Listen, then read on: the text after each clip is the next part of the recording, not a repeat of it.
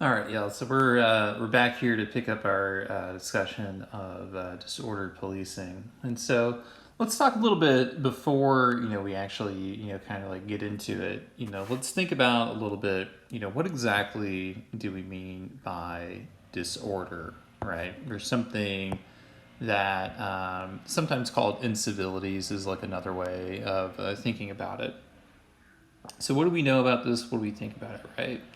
So we know first, right? Well, that's not what we wanted. That we're talking about incivil behavior, right? So this is one component of it. Probably could switch to a different color. So we have incivil, kind of like boorish. Why is this still here? Thank you. Boorish behavior, something that is perhaps unreasonable. This we could also perceive it as, possibly threatening. So there's some sort of, alarm or concern that could go on with something. Or really, something that is disruptive, right? In some sense, into that community, right? Or into a particular area, right? So so this is stuff that is seen like broadly, right? And there are probably some things that come to mind right now that are probably going to shift based off of like what you are. They're all otherwise going to be signs that indicate that something is unreasonable or uncared for, and there are certain environmental conditions that may promote this, right? So historically, keeping in mind that everyone has a different tolerance for these kinds of things, right? What kind of behaviors, are going to be related to this, right? So when we think about disorder and like what we're trying to police or control, or what kinds of things, contribute to this sense that something is threatening or disruptive behavior, right? I'll give you like an example, right? I have a bike and I was, here on my bike. There's me, got some handlebars, and I got here, got my hands, and I'm whizzing along, right? This actually happened like pretty recently. And as I'm zooming along, right, there's another guy, right, who is here. He's on the side of the road. And what is different about this guy, right, is that I'm here clothed. He is here unclothed, right? Screaming, yelling, maybe has some sort of issue, right? And so, what is unique and what is different about this guy, right? Because one, I'm on a bike, right? I'm sort of exposed more so than a car. I'm not as fast as a car. This person is screaming, yelling obscenities, right? Plus, he's like actually naked, and I'll be honest, right? At this age, right? I think I'm comfortable seeing a human body, but it's still weird, in public daylight, right? I'm not like repulsed, like oh my god, cover yourself. But at the same time, I'm like I don't want to see naked people really of any kind like in public, right? Like yeah, there are like nudist colonies and stuff, and there are nude. You go to Black's Beach in San Diego, and you can like check out a nude beach. But I don't want to see it, right? That's not for me, right? It seems weird, right, when we see this kind of thing like out in public, right? And so, with this kind of like yelling or nakedness, right? I'm not sure what's going on. Perhaps is having a mental breakdown, or could be drug induced or alcohol induced. Who knows, right? But in this behavior, right, a lot of emotions were stemming from this encounter.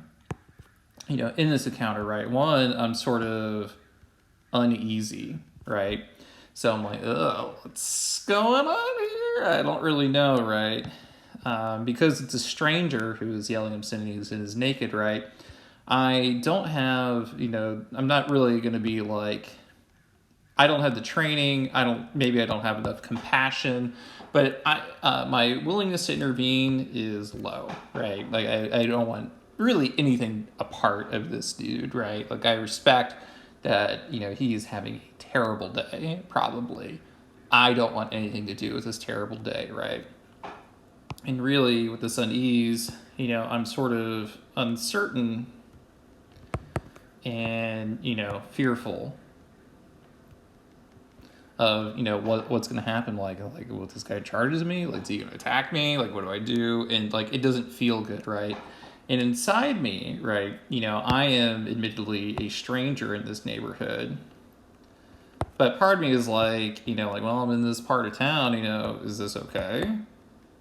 Is this acceptable? Is this, should it be like, he'll be fine, it'll pass? All these things are going on, right?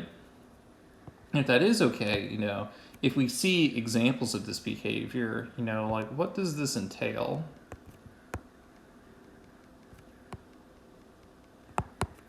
And how does it change behavior? Delta behavior. That's what that means, by the way. Changes in behavior, right? So how do people respond when they see, kind of like disorder kind of stuff, right? So with this, we can think of like other examples of maybe disorderly behavior and harassment, right? And sort of like areas that we can think of it, right? So if we think of one, right, pre-2020, you ever seen someone, drink in public, right?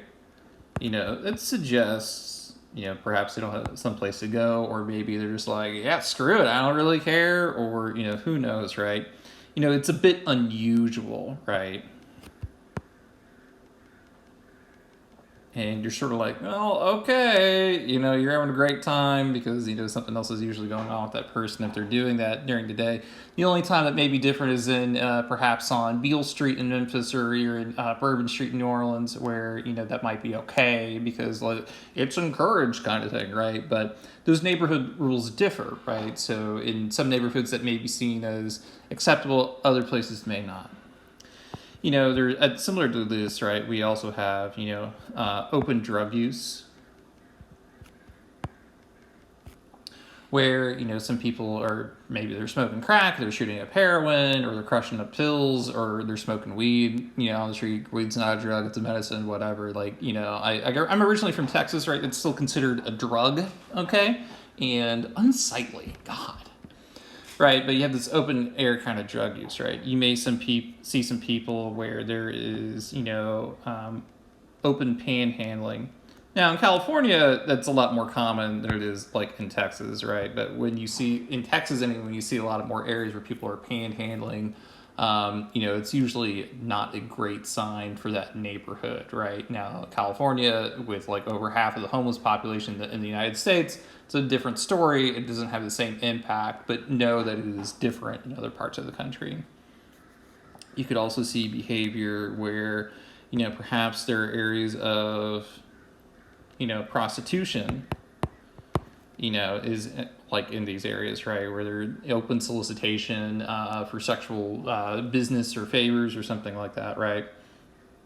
You also have situations where, there could be, you just simply see more homeless people. So these are all behaviors that are allowed, they're ongoing, that can contribute, again, I'm not saying this is a universal thing, but to some people, right, universally create an appearance of disorder.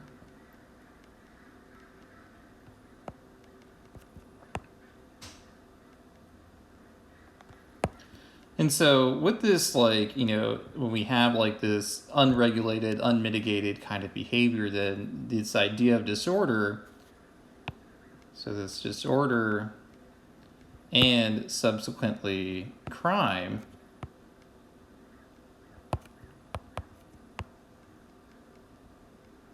are highly correlated. So in areas where there tends to be high levels of disorder, of unwelcome behavior, where people maybe feel harassed or they feel uneasy, that's conducted openly, also tend to be areas with higher crime. And so what disorder policing attempts to do, or at least the underlying theory behind it, is that if we control and maintain